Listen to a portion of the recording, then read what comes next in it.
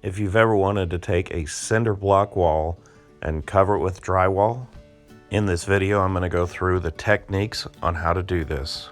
This block wall is insulated from the outside of the wall with 2-inch styrofoam. Because it's on an outside wall, I'm going to be using moisture-resistant drywall. You also want to make sure that the drywall is raised a 1/2 inch off the floor. I set the drywall on this 1/2 inch board to raise it up a 1/2 inch. Once the drywall is installed, I can remove this board and the drywall will not be sitting directly on the ground. If water leaks onto the floor, it will not soak into the drywall because it's raised up.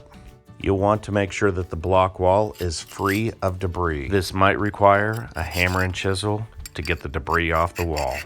We're going to be gluing the drywall directly to the cinder block with liquid nails.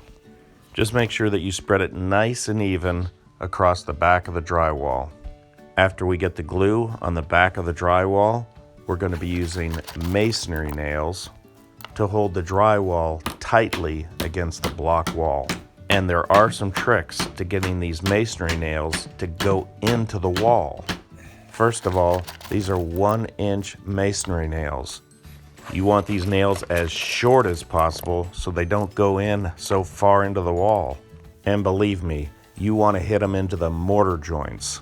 The mortar joint is a lot softer. You can get these nails to go into the face of the block, but it is a lot more difficult. And you can clearly see these nails aren't just popping right in. I'm actually using a heavier ball peen hammer with a longer handle just to get the leverage to pound these things in. Just make sure that when you pound them in a little bit more and divot it, because you'll be able to cover it with spackle later. These masonry nails will hold it nice and tight to the wall until the glue dries. As a rule of thumb, I use 1 tube of liquid nails to 1 sheet of drywall. Just make sure that you have plenty of liquid nails on the back of the drywall, especially around the edges of the drywall.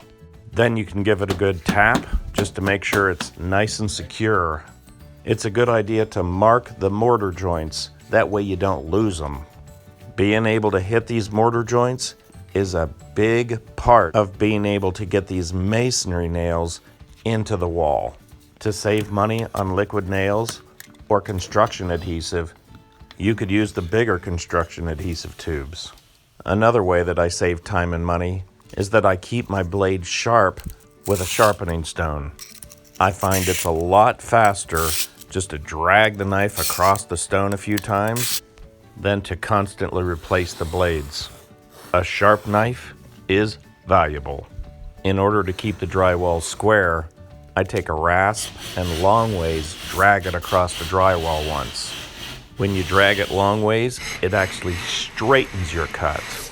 I don't do this all the time, but if I want it to fit, this helps. So next time you want to clean up a cinder block wall, these are some of the techniques I use to get it done.